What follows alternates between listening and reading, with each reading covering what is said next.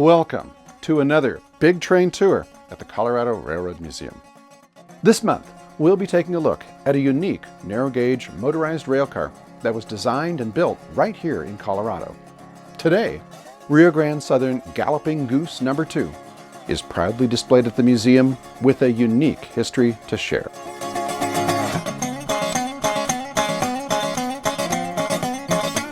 Hi, I'm Paul Hammond, Executive Director of the Colorado Railroad Museum. Our subject self-propelled railcar was home-built by its host railroad and derived from a full-sized automobile with the mission of saving money. In the process, Goose No. 2 pioneered several improvements to what eventually became a small fleet of larger capacity railcars for this rugged southwestern Colorado railroad. Come join me now as we take a look at the history of this unusual yet stylish classic rail vehicle and how it came to be displayed at the Colorado Railroad Museum in Golden.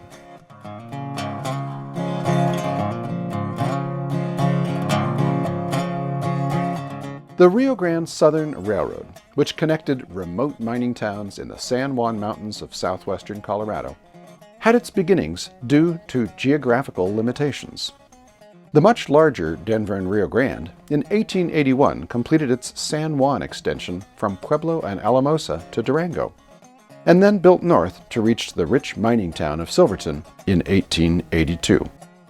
Also in the early 1880s, the Denver and Rio Grande Railroad was building its original narrow-gauge mainline to Salt Lake City via Salida, Marshall Pass, Gunnison, and Grand Junction. At Montrose, a branch was built heading south to the town of Ridgway, continuing on to reach the mining town of Ouray in 1887. During these years, the Denver and Rio Grande was working to create a network of narrow-gauge routes in southwestern Colorado. The goal was to connect the rich mining districts in the region, bringing new traffic to the system in the process.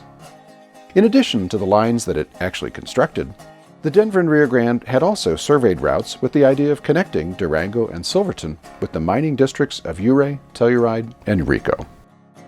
However, the San Juan Mountains in this part of Colorado are especially rugged, with steep slopes, major elevation changes, and jagged peaks dominating the landscape. The surveyed routes would have involved switchbacks and grades of over 4%.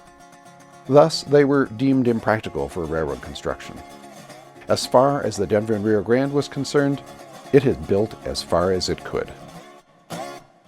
Into the void stepped visionary financier Otto Mears, known as the Pathfinder of the San Juans. Mears would ultimately take on the task of building a narrow-gauge railroad to serve the remote mining towns of southwestern Colorado. Incorporated in 1889, the Rio Grande Southern Railroad was constructed from Ridgway to Durango, circumnavigating the formidable San Juan Mountains in the process. Completed in early 1892, the 162-mile, 3-foot gauge route passed over Dallas Divide west of Ridgway, and then over Lizard Head Pass north of Rico. Perhaps the most notable engineering feature along the line was the Ophir Loop and its trestles near Ophir. Like other Bonanza railroads, the Rio Grande Southern at first enjoyed a high rate of return for investors. But then the unthinkable happened in the Panic of 1893. Congress repealed the Sherman Silver Purchase Act, and the price of silver plunged overnight. Since silver ore and mining-related materials had been the Rio Grande Southern's primary cargo, the railroad experienced a sudden and permanent drop in traffic. Financially overextended and unable to make bond payments, it entered receivership and came under the control of its major stockholder, the Denver and Rio Grande. Until 1951, when it was finally abandoned, the little railroad line would always be in bad financial shape. The Rio Grande Southern never owned any new locomotives, and nearly all of its freight and passenger cars and even maintenance of way equipment were likewise used. It was constructed during the same years that the Denver and Rio Grande was standard gauging its main line between Denver and Salt Lake City, which meant that a good deal of narrow gauge equipment became surplus just as the Rio Grande Southern was in need of a fleet. As other Colorado narrow gauge railroads were abandoned in the 19 teens and 20s, The Rio Grande Southern purchased newer locomotives and cars to replace worn-out and wrecked equipment. And somehow, in the late 1930s, the railroad purchased much of what remained when the Colorado and Southern's narrow-gauge South Park main line was abandoned. The lack of paved roads in southwest Colorado helped sustain the Rio Grande Southern, even though it always seemed just a few steps from bankruptcy. Its shop crews developed the famed Galloping Geese motor cars as a practical and cash-saving alternative to running complete steam trains along the line, thus preserving the all-important U.S. mail contract for many years. During World War II in particular, the line received loans from the Defense Supplies Corporation, an agency of the federal government, to assist in keeping the line running. The reason? It was secretly carrying yellow cake ore, used in the manufacture of uranium. After the war, it became clear that this ore had benefited the Manhattan Project in producing the world's first atomic bomb. But the Rio Grande Southern's fate was already sealed by then. The U.S. mail contract was pulled in 1950, after the railroad stopped running even the geese on a predictable schedule, and instead substituted trucks without permission from the U.S. Postal Service. This left the line without its one stable income source, and in 1951, Rio Grande Southern Steam Locomotive No. 20 pulled the last train of freight cars to Durango. The railroad officially filed for abandonment in 1952 and was dismantled in 1953.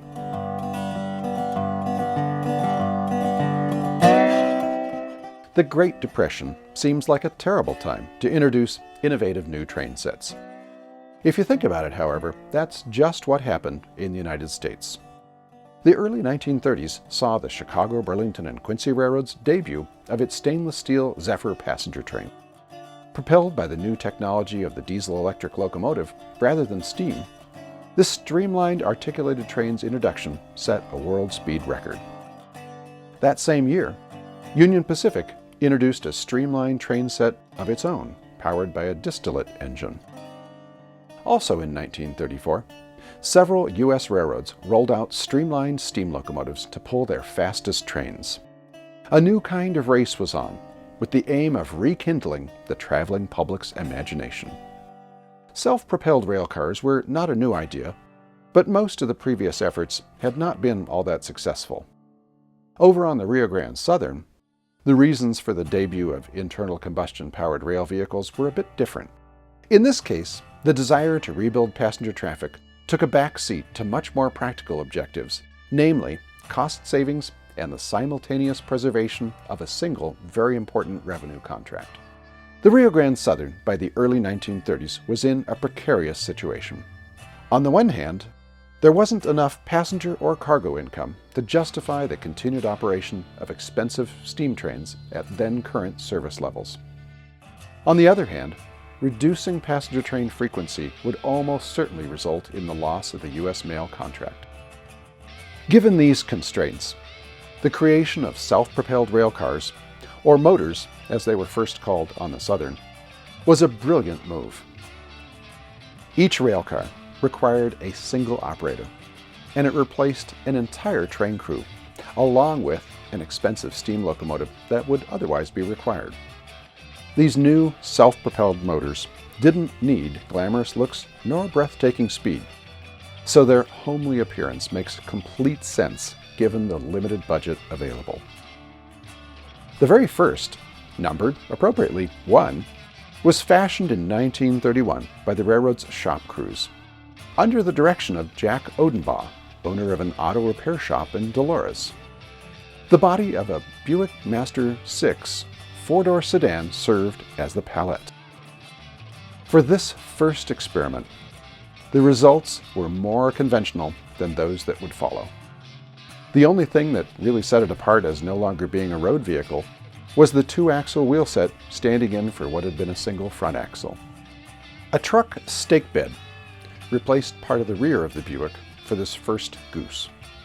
Used for carrying the U.S. mail, the stake bed was later enclosed and also occasionally carried light freight and sometimes even passengers. This mixture of cargoes caused friction with the Postal Service, which demanded a secure compartment for the mail. this first attempt would therefore not be repeated, but instead, the design would be changed. And this is where our subject rail vehicle, Rio Grande Southern Galloping Goose No. 2, comes into the picture. Its conversion, once again under the direction of Jack Odenbaugh, got underway shortly after No. 1 was completed, and by August 1931, No. 2 was ready for its close-up. Also converted from a Buick Master 6 four-door sedan, like the earlier No. 1, this time around the overall concept was carried out very differently.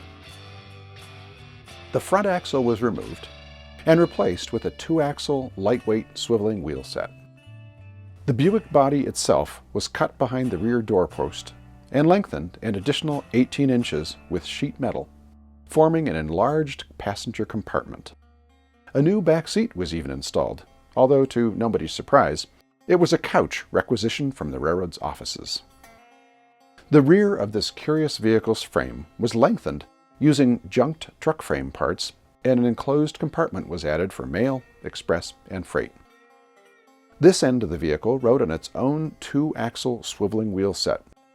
The enclosed compartment was a major improvement from its earlier cousin, the truck stake bed found on No. 1. The new compartment box was fashioned from 2x2 wood framing with 1x2 cross members covered with galvanized sheet metal nailed directly to the 1x2s. The box was 16 feet long, with double side doors and an arched roof to help shed moisture. Soon after it was completed, a coal-burning stove was even added, housed in the little boxy space added to the rear of the main box. This ingenious vehicle was originally powered by the engine and transmission that came with the 1926 Buick sedan. These powered the front axle of the rear swiveling two-axle wheel set via a drive shaft. The second or rear axle was in turn driven from the front one using roller chains and sprockets mounted outside the wheels. It was an ingenious melding of a bicycle and an automobile drive mechanism, all powering a rather unique contraption. Interestingly, this motorcar never received air brakes, even though the Interstate Commerce Commission mandated them for the Rio Grande Southern's Galloping Goose fleet after several incidents. A foot pedal in the operator's compartment was connected via linkage to brake shoes between the axles on the front truck or wheel set. The parking brake was connected to the rear truck.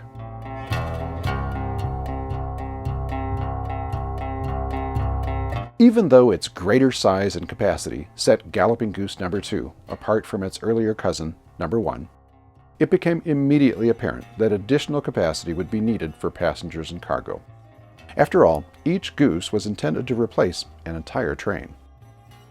So, just 4 months after motorcar No. 2 emerged from the shop, Galloping Goose No. 3 premiered.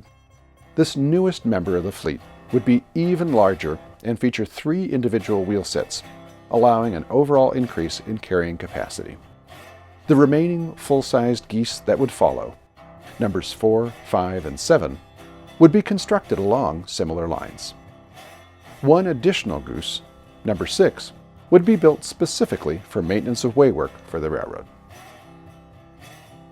During their nearly 2 decades of service on the Rio Grande Southern, the Galloping Geese fleet experienced its share of delays, breakdowns, and accidents. Rock slides, cloudbursts, and heavy snows played a significant role in the many colorful stories that emerged. Goose No. 2 undoubtedly has some of these stories to tell. With the larger Geese coming online, No. 2's role changed. It was used more as a backup, and by 1936 it was reportedly worn out and in storage at the railroad's Ridgeway yard. Then the unexpected happened, and the very next year Goose No. 2 was given a makeover in anticipation of further service. A short-lived Colorado narrow-gauge short line, the San Cristobal Railroad, had gone out of business during this time. This railroad, which briefly operated on what had been the Denver and Rio Grande Western's Lake City branch, had a Goose-like rail vehicle of its own, built out of a 1928 Pierce Arrow Model 80 two-door sedan. This self-propelled railcar had been initially constructed by McFarland Eggers of Denver, a company that was better known for its pioneering role in the manufacture of Colorado mining machinery. Originally equipped with an express compartment, that was a stylish extension of the car body itself. The San Cristobal quickly found this compartment to be too small for its needs. So, San Cristobal contracted with the Rio Grande Southern to do a remodel on its motor car. The Southern's mechanical team converted the stylish freight extension of the Pierce Arrow body into a more straightforward, boxy appearance, rather like its own Galloping Geese. The motor car was shipped back off to the San Cristobal Railroad near Lake City, which operated for just a few more months before disbanding. Somehow, though, perhaps in payment of a debt, the railroad's remodeled railcar ended up at the Ridgeway yards of the Rio Grande Southern around the end of 1936. The San Cristobal Goose had a larger freight compartment, but the Pierce Arrow automobile that had been used in its construction had a less powerful engine. So instead, the Rio Grande Southern shop forces decided to marry the larger automobile body of the San Cristobal Goose with the frame, running gear, and slightly shortened freight box of Goose number 2. The resulting creation is the Goose number 2 that survives to this day. It's believed that once remodeling was completed in 1938, Goose number 2 was used to provide passenger and express service to Telluride from Vance Junction, a so-called stub-end service. But by June 1940, even this service was discontinued, with a highway bus being substituted instead. Goose number 2 spent most of the remaining decade in storage at Ridgeway.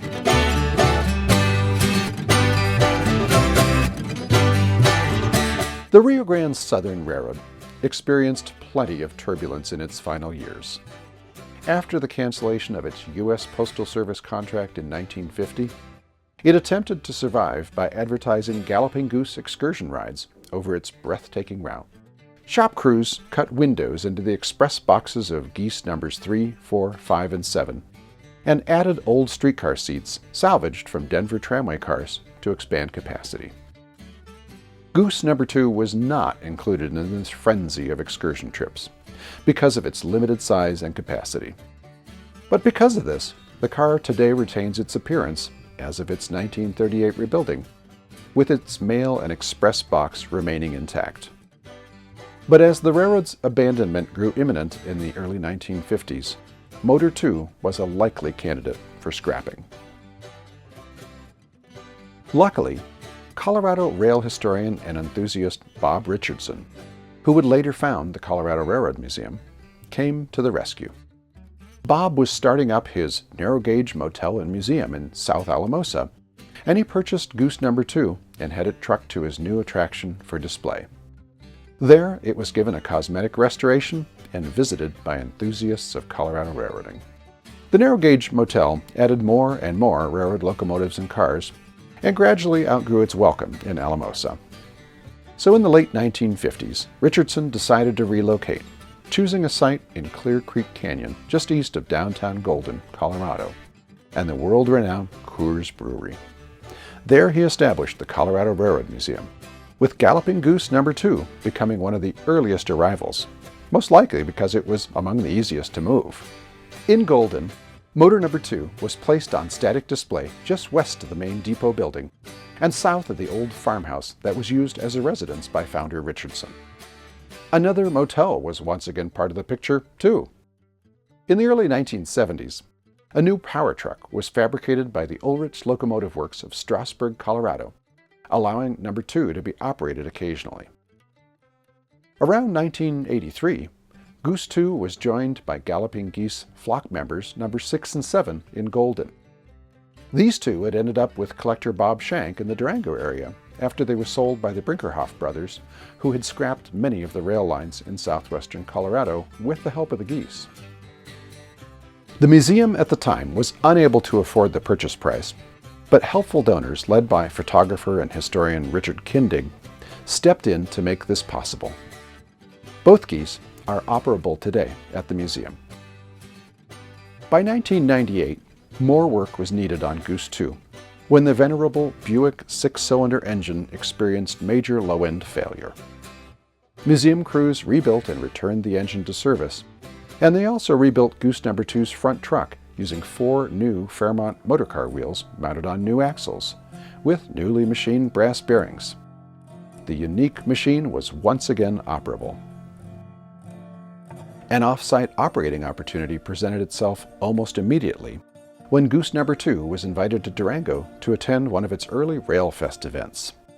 No. 2 never had air brakes, so this first year off-site did not feature operations. However, the Durango and Silverton's shop crews installed an air brake system using an air cylinder from a flanger and a compressor from a school bus. Benches were also added in the express compartment to provide more seating. These improvements allowed Goose 2 to return in 2000 and 2001, holding excursions between Durango and Silverton. By 2005, the wheel flanges on Goose 6's power truck were severely worn. New drive wheels were cast and machined, and the early Model AA Ford truck rear ends were replaced with newer Model AA full floating types. New axles were machined as well, and even the brake system received additional upgrades at this time. The unique railcar continued to be operated occasionally for special events. Work also got underway on complete refurbishment of Geese Nos. 6 and 7. In 2012, the Colorado Railroad Museum hosted a very special Goose Fest event in its site in Golden, with all but one of the surviving 6 geese present and operating. This memorable event was a photographer's paradise. In the years since, Galloping Goose No. 2 has been maintained in serviceable condition and operated occasionally.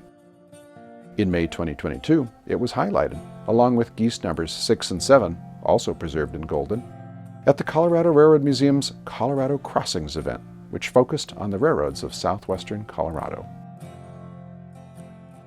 In addition to the 3 geese preserved at the Colorado Railroad Museum, Galloping Geese Nos. 3, 4, and 5 also survive. No. 3 today resides at Knott's Berry Farm in Buena Park, California, where it's used on days when a full steam train is not operated. Goose 4 is owned by the Telluride Volunteer Fire Department and is proudly displayed in the town following an extensive rehabilitation undertaken by the Ridgeway Railroad Museum. Another town with a Galloping Goose is Dolores, where No. 5 today is proudly displayed in between off-site trips to the Cumbres and Toltec Scenic Railroad and the Durango and Silverton, where it is operated regularly. If that's not amazing enough, the first Goose, No. 1, has been replicated and today can be found in operation at the Ridgeway Railroad Museum, once the northern terminus of the Rio Grande Southern. Today in Golden, Galloping Goose No. 2 can usually be found spotted near the Cornelius Houck Roundhouse Restoration Facility. As museum visitors glance at this motorcar's curious exterior, they usually want to know, what's that? Which in turn leads to a great opportunity to discuss the economics of Colorado narrow gauge railroading and the creative ways that ingenious railroaders improvised in order to keep these railroads running as long as they did. Surviving from the 1930s and hailing from a remote corner of the Centennial State, Galloping Goose Motorcar No. 2 is truly a Colorado Railroad icon. Thanks for joining me today. Galloping Goose Motorcar No. 2 is a lucky survivor that has changed relatively little following its late 1930s remodeling. Over the course of its relatively short but interesting service career, it helped the perennially poor Rio Grande Southern Railroad to improve upon the idea of substituting home-built, self-propelled motorcars in place of full-sized passenger trains. In the process, these unique vehicles allowed this remote railroad to survive for some 2 decades longer than what otherwise might have been possible. I hope you've enjoyed learning about this unique Galloping Goose motorcar, and I also hope that your appreciation for Colorado's rich railroad heritage continues to grow with each and every tour of the museum's collections.